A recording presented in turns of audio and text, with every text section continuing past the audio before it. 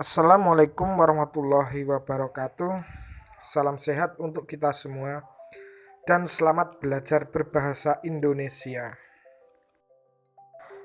Ya, pada video sebelumnya saya telah menjelaskan materi tentang bagaimana meringkas berita, menyimpulkan isi berita, dan bagaimana cara menanggapi berita. Kemudian pada kesempatan kali ini saya akan menjelaskan materi tentang struktur dan kaidah bahasa pada sebuah berita.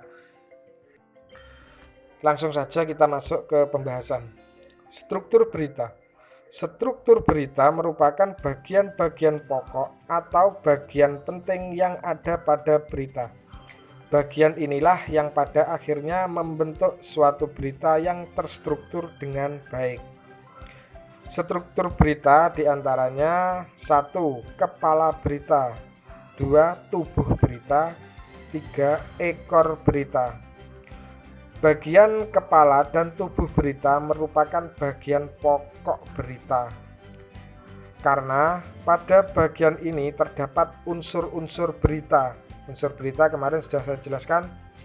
Unsur berita adalah apa, di mana, siapa, mengapa, dan bagaimana. Atau biasanya juga disebut dengan 5W plus 1H. Apa di situ artinya menjelaskan apa yang sedang diberitakan. Kemudian di mana, menjelaskan tentang di mana kejadian atau peristiwa dalam berita itu terjadi.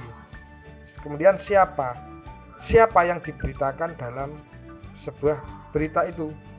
Mengapa peristiwa dalam berita itu bisa terjadi. Kemudian bagaimana di sini artinya bagaimana akhir dari peristiwa dalam sebuah berita tersebut.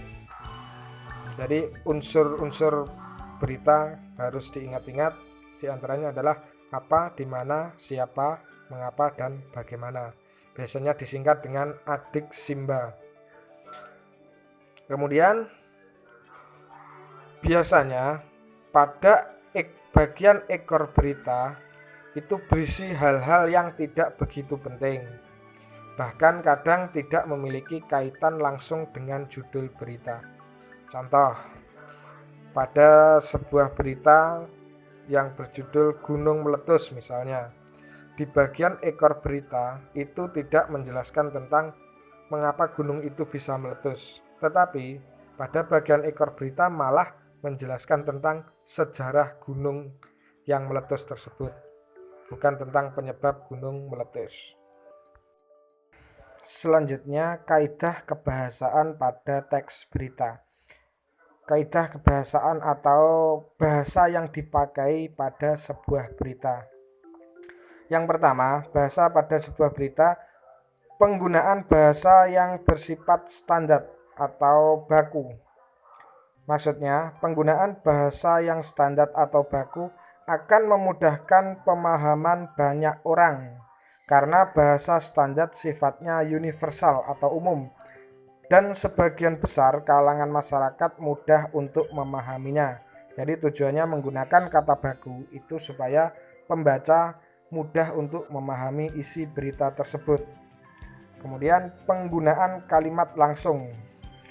Dalam teks berita kamu akan menemukan kalimat langsung.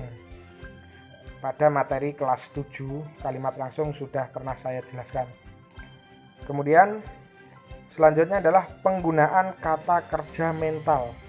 Kata kerja mental adalah kata kerja yang menunjukkan respon atau sikap seseorang terhadap suatu tindakan.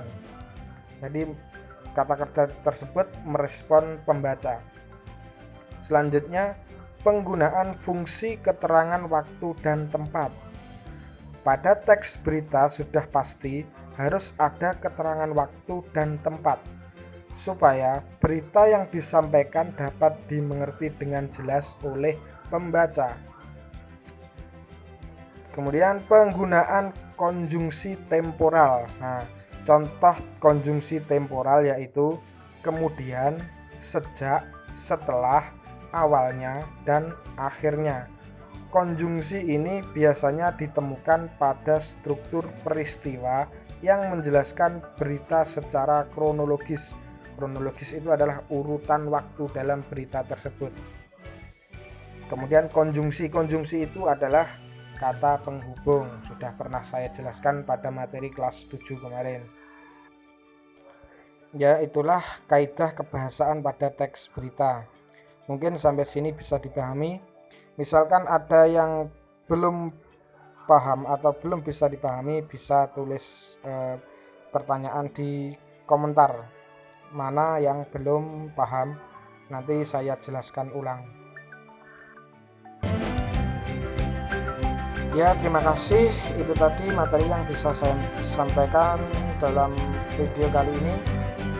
Sampai berjumpa kembali pada materi selanjutnya. Semoga materi kali ini bermanfaat. Materi berikutnya adalah tentang penyampaian informasi dalam bentuk berita. Sekian, wassalamualaikum warahmatullahi wabarakatuh.